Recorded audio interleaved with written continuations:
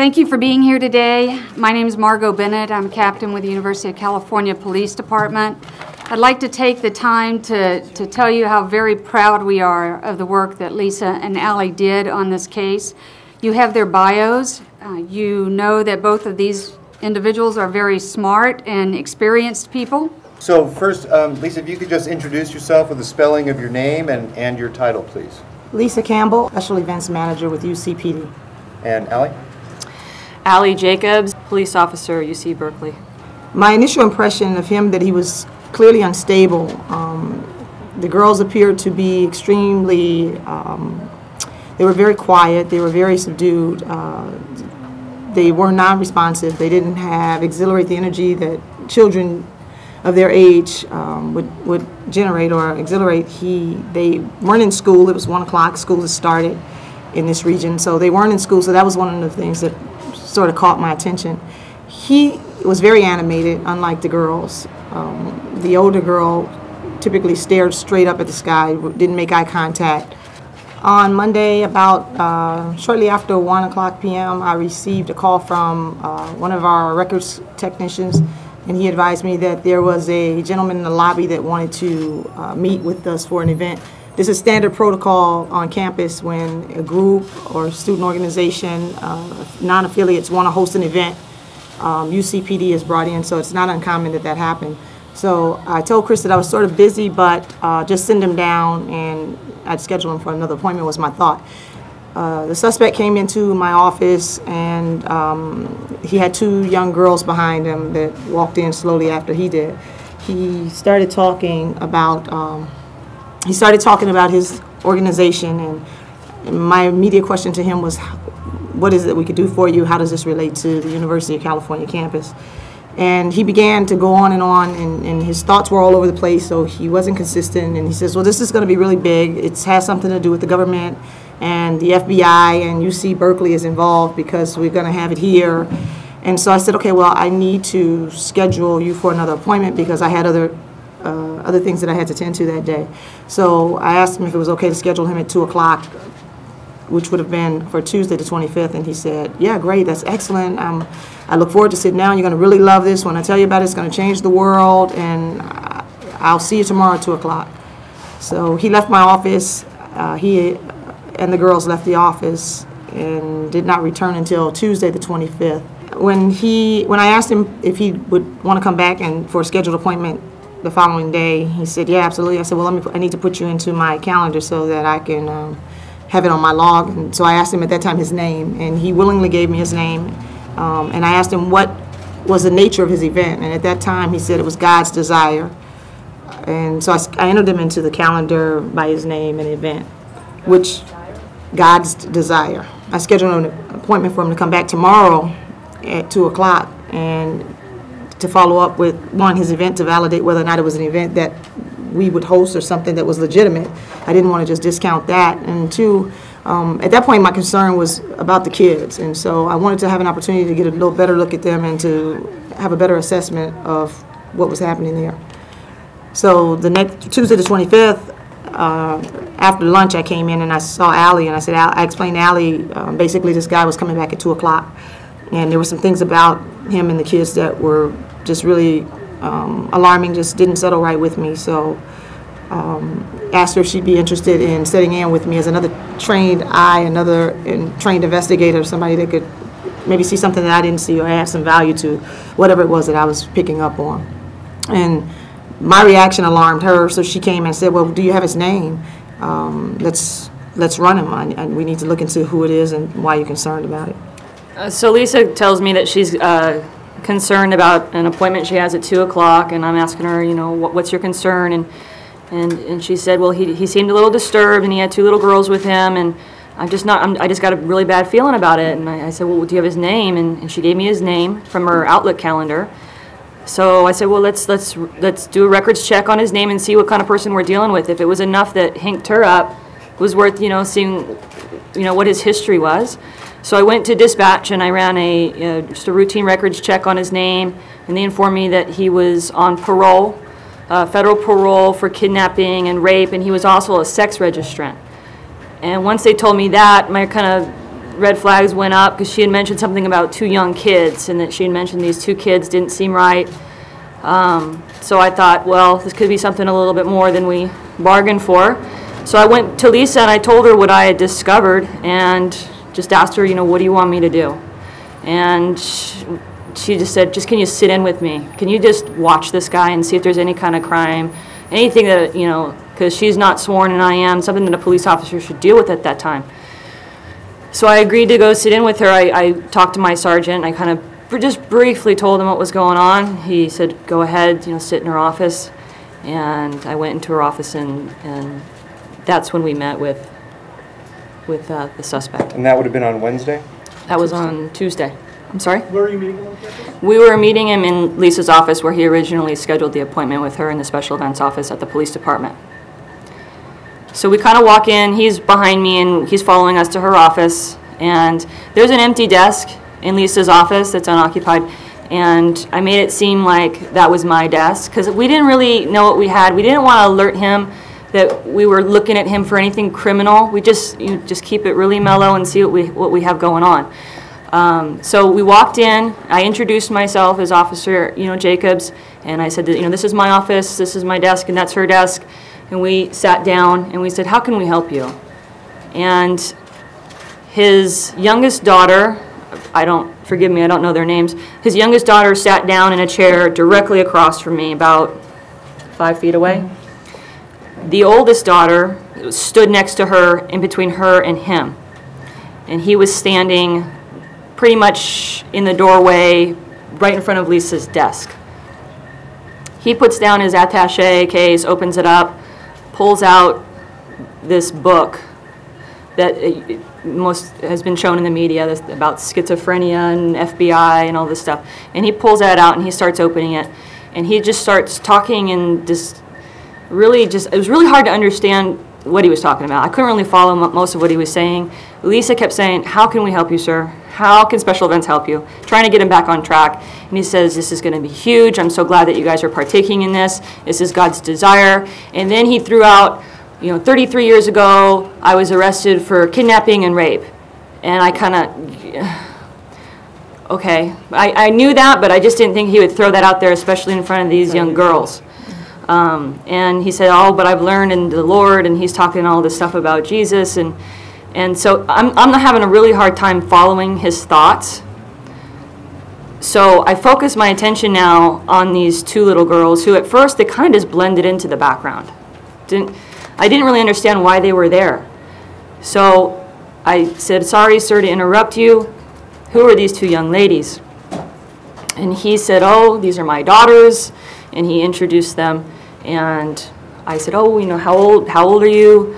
And the younger one, she said she was 11. She said that, and we asked her what grades they were in, 4th grade and 9th grade. And I think Lisa asked, do you guys go to school? And they both just, like robots, were homeschooled, just very straight. I was okay. And the one thing to point out that we noticed right away is the coloring of these 2 little girls. They were extremely pale. In comparison to Philip, they were extremely, extremely pale, bright blue eyes, just like him. I mean, just penetratingly blue eyes. And I just got a weird, uneasy feeling. I was looking at the younger daughter who was sitting across from me, and she was staring directly at me. It was almost like she was looking into my soul. That's how her eyes were so penetrating. And she had this smile on her face. The older daughter, her eyes were darting up at the ceiling. She was looking at her dad, and just in awe. It looked like she was in worship of him. When we would ask questions, the younger daughter would focus her attention directly towards us, give us eye contact, answer our questions. The older one, not so much. She was just all over the place around the room. I kind of got the feeling that these kids were like robots. It was my intuition. So I noticed that the younger daughter had a bump on her eye, and it was kind of covered by her hair. So go into police mode, try to investigate if any kind of abuse has happened. I asked her, but while I'm talking to her, Lisa's talking to Garrido. So I asked her what happened to your eye. She immediately replied with this very rehearsed response. It's a birth defect, it's inoperable, I'll have it for the rest of my life. And I was kind of taken back by that response, because if I was a little girl and I had this thing on my face and someone asked me about it, I would probably be a little embarrassed. But she just didn't, and she just wouldn't stop smiling. He pulled out the book and he was trying to go through the book and show the pages and tell us more about his program and what he's done in his book. And he wasn't clear, he wasn't concise, he didn't stay on focus, so he jumped all over the place. But he was kind of animated. He was extremely passionate about what he was talking about, which created enough distraction to allow Allie to continue to try to talk, or at whatever point he would direct it to her, then I would try to engage the children in some type of eye contact. So we sort of kind of played off of each other's reaction towards the other one. So if he would look at Allie, it would be an opportunity for me to, the older one at one point made eye contact, but she caught herself and immediately would go back to looking up at the ceiling. It was the younger one that just kind of had a little smirk on her face and would engage us a little bit more. But during this whole time, he hasn't stopped talking. At one point, I focused my attention on the homeschooling, and I wanted to know a little bit more about the family life, because now I'm back into police mode, and what do I have? What kind of crimes do I have? What can I do? So I asked him, so you're homeschooled, and I asked Mr. Garrido, I was like, who, do you teach? Does your wife? And he says, well, my wife teaches, and I help with that. And then the younger daughter said, and we have an older sister that lives with us too. She's 28, and the older sibling said, without missing a beat, 29, and went right back up to her dad, and seemed kind of bothered that that was even mentioned. At the time, I didn't think much of it, just noted that, okay, there's an older sister at home as well, and a mother. So now I've got, the family aspect, I kind of understand how many people I'm dealing with. I'm searching the younger daughter, I'm searching her face for any kind of sign, and I'm just looking at her like, help me, or some kind of sign that maybe she couldn't talk, but that she could give me with her facial expression, anything. And I wasn't reading anything from these kids. So knowing that I probably couldn't pull them away from Dad to talk to them separately, I knew that wasn't an option. He probably wouldn't allow for that. So basically, after I'm trying to see what kind of crime I have, I'm searching my thoughts, wondering, is this something that I can detain him for?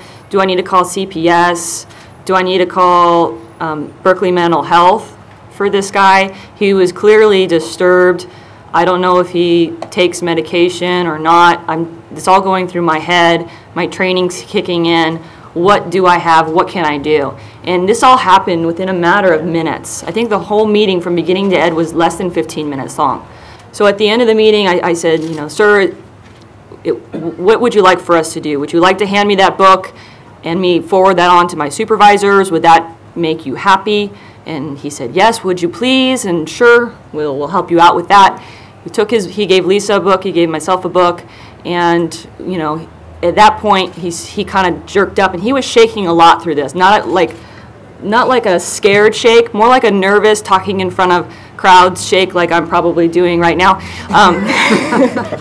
So he then grabs his oldest daughter, who's standing next to him, just really kind of just all of a sudden just grabs her like this and says, I'm so proud of my girls, and she just kind of in his arms.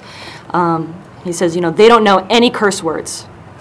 We raise them right, and they don't know anything bad about the world, and I just felt so horrible for these girls, and I said, okay, well, that's great, you should be proud. You have two lovely daughters, and you should be proud.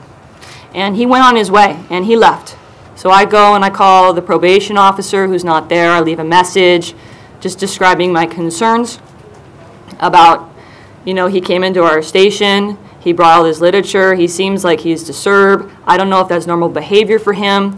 He brought his two daughters with him. They seemed a little out of touch with reality and very robotic, and my main concern was for them. If you could give me a call back, I would appreciate either a visit, maybe he could check in with you, or at least a home visit or something to check on these little girls. And that, I thought, was going to be the end of it. He calls me back, and I talk to him the next day, which is now Wednesday morning. He says, can you please tell me the situation again? So I described the situation to him, and he stops me when I said, he brought in his two daughters. He says, he doesn't have any daughters. My stomach just sank. I said, well, He had 2 daughters with him that day. They had his blue eyes. They looked a little like him. They were calling him daddy. I had no reason not to believe that they weren't his daughters. In fact, they referenced an older sister at home. So he had daughters, and he said, well, I think that he had some granddaughters, but I'm not sure. Let me double check on that. What I'll do is I'll call him into the office, and I'll meet with him, and I'll just tell him a condition of parole. He's not allowed to come back on your campus. Great. That's fine with me. My job is done. Then I get the call a couple hours later on my way home from work from the parole officer, who basically, he's talking real fast about some kidnapping and the FBI, and this girl's been missing, and good job, and this is great, and just really quickly throwing all this stuff at me, and I'm like, okay, that's awesome. And that was the last I talked to him. Okay, with that, we're going to throw it open to questions. This book that you had, was it a self-published book? Like you said about the government and the FBI? Yeah, it's a book that's been shown on the media a couple times about schizophrenia. It's like got a blue cover. Was it by a professional? No, it was by him. It was a bunch of letters, and I tried to read it, and it was really difficult to understand. It was so choppy and didn't really make a whole lot of sense. What were the interactions like between him and the 2 girls? Did they seem afraid of him? How did they interact? No, they didn't seem afraid. Maybe afraid of what they might say that would get them in trouble. Like their answers need to be short, clipped, to the point. Rehearsed. Yeah, very rehearsed was their interactions with him. That was their dad. They thought he was, God's gift, and that was their world. That was their life. That seemed like that's all they knew. So it was the girls who really tipped you off, and he was just your regular run-of-the-mill Berkeley crazy guy, right? No comment. Well, we don't usually say that. Those were your words? Yeah. If he didn't come in with those girls, I would have just let him talk, and that would have been the end of it. I would think the girls is definitely what tipped us off. To your just observation, did the 15-year-old or the 11-year-old, for that matter, show any signs of potential abuse? I'm not at liberty to answer that. I don't know. I mean, was there anything that manifested that was stranger than just their odd behavior? No, there was no physical symptoms. I mean, I questioned her about the cut eye. on the head was It was a bump. It was like almost like a tumor or something bulbous underneath the skin of her brow. Okay. And when she explained it, then okay, I accepted that. And kind of expanding on what she said, I was thinking more along the lines of sexual abuse. I mean, you guys are trained to look for signs of that. Was there anything that may have indicated that they might be more than just his daughters? I think it's fair to say that if they had observed those, they would have contacted authorities and been able to do something about it. But both Officer Jacobs and Lisa have explained that they just couldn't put their hands on anything. Just a real quick question. When you first looked up his name, we've all been told that he was not to be having contact with minors. What did you find in that initial search that you did prior to the interview? I didn't read the hit verbatim. I just said that he was a sex registrant. I saw that part. I didn't see any terms listed on the part that I had about no contact with kids, and that he was on parole for rape. And the kidnapping part came later. It was just, I was kind of just skimming it. I didn't see any terms. What sparked my interest was that he was a sex registrant, and that she had mentioned that there was 2 little girls with him. And in itself, that's usually, or it can be illegal, or it can't be, because sometimes people who are registered sex offenders do have families and have kids. I was wondering if there would have been more information there that would have actually allowed you to make an arrest or detain him. If there was more information, I would have been able to arrest him right then and there, no problem, but there wasn't. Yeah, could you just describe a little more what your impression was of the relationship between the daughters and the suspect, and how they treated each other? You mentioned that one. He said he was really proud of them, but before that, what was the relationship like? Was it very different than? It seemed like big sister didn't want little sister to talk very much. Just kind of blend into the background kind of thing. Because when her little sister was speaking with me, she would kind of shoot her a little glance, or, just seemed like she was uncomfortable with it. And that's why I was focusing all my questions towards the younger one, because the older one wasn't forthcoming with any kind of information at all. All right, that's it. Thanks for coming.